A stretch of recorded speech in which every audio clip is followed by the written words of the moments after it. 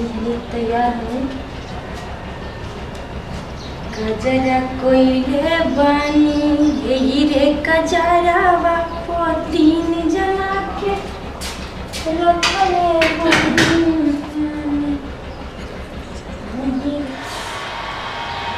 कि गजरा कोइले बानी।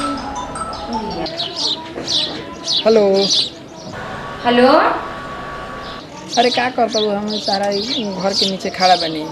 अरे आओ तो नहीं हो रुक जा अभी तैयार हो तो नहीं। अरे जानती हूँ परेशान कर दिला ना। चलो ठीक भाई आओ जल्दी आओ। चल ठीक बात है तो वहीं से फोन कर तैयार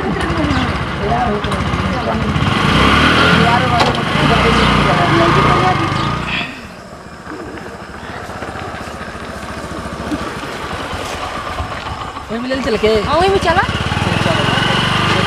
नहीं अपने क्या मतलब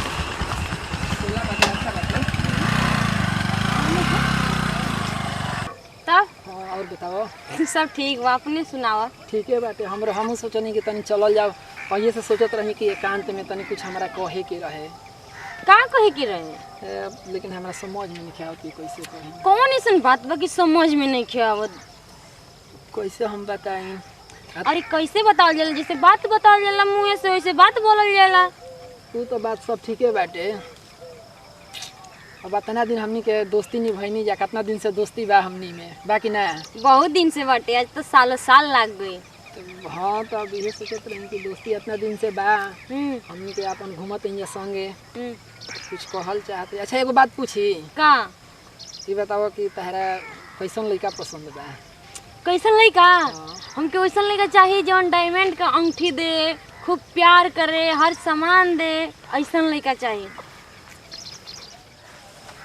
का सोचत रहा अरे कुछ ना ऐसा ही बस और ही बताओ इतना दिमाग कहाँ कहाँ लगा दिला समझ में ना कुछ तब चले के ना चल जाओ ना तनी की सहनिया घूम ली जावाइले बहिए तो घूमी जा चले के लेट होई। अरे तू ये जाई के ना बाटे क्या करे के बाटे। अरे इधर से तू घुमरी पड़ी हुआ का खेलाव पड़ू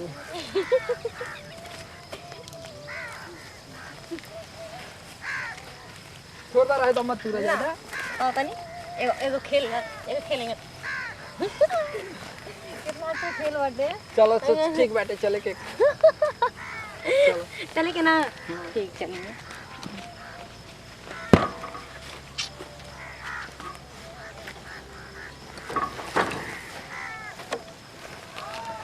लेका गाड़ी सीख ले हमनी के ना गाड़ी सीख लेवल जी सीख काहे न लेगी हमनी तो सिखा देता।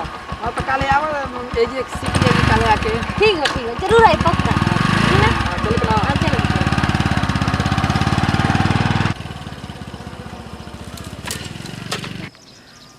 कब्बे कब इंतजार करते नहीं अबले ना आई ना समझ में नहीं क्या क्यों कहाँ है बा ना ये नहीं क्यों समझ के क्यों डेट दे के आया इतना देरी हो गई बा ऐसे नहीं आदमी से दोस्त यार भइल बाटे समझी में नहीं क्या हो घर को परिवार जोत ना होई हमके। हाँ अरे इतना लेट।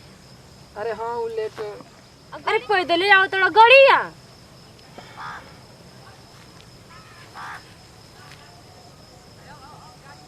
गड़िया बेच के हीरा के अंगूठी लेके ला।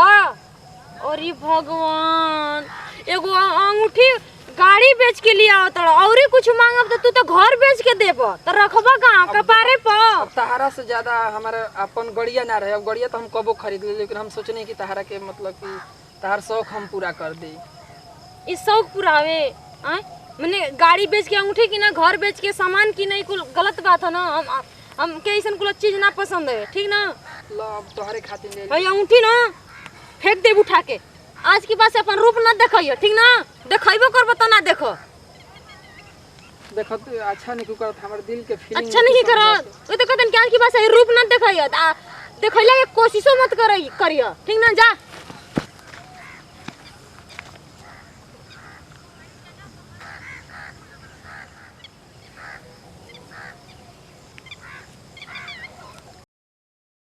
और भाई का होता कुल बतावा मर्दे तो नहीं भैया सब ठीक ठाक बा।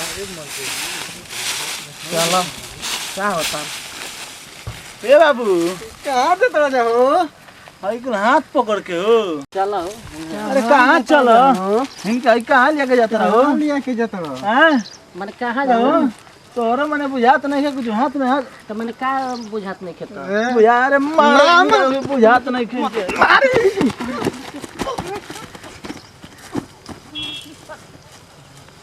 अरे बाप रे कहाँ से यार अरे दादा हम कहाँ जाइए तो छोड़ दो कहाँ जेबू अब जी भगवान भगवान तो है नहीं है कहाँ जेबू तू छोड़ दो हमके तू छोड़ दो अरे काहे के छोड़ दी हो हम छोड़े खातिर तू आइल बड़ू हमार दुनिया में अरे गला दबा गए छोड़ दो हमके छोड़ दो छोड़ धोरी के तो बताओ अरे बचा जाओ दादा जल्दी जल्दी अरे बाप रे अरे मर दे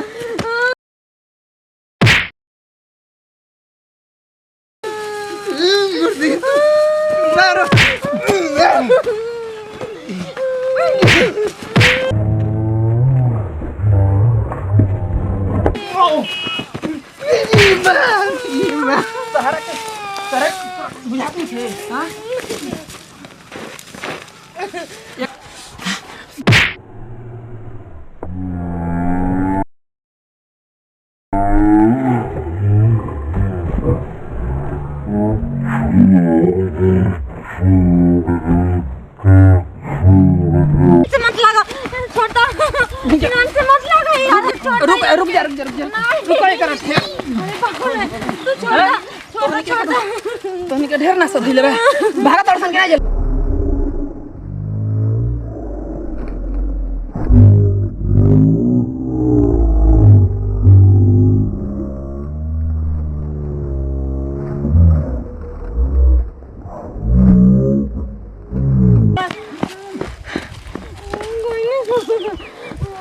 तू से कहत रहू कि छोड़ के तो इग्नोर कर देलू समय आ कैसन से दोस्ती कैले रहलू कि छोड़ के भाग गइल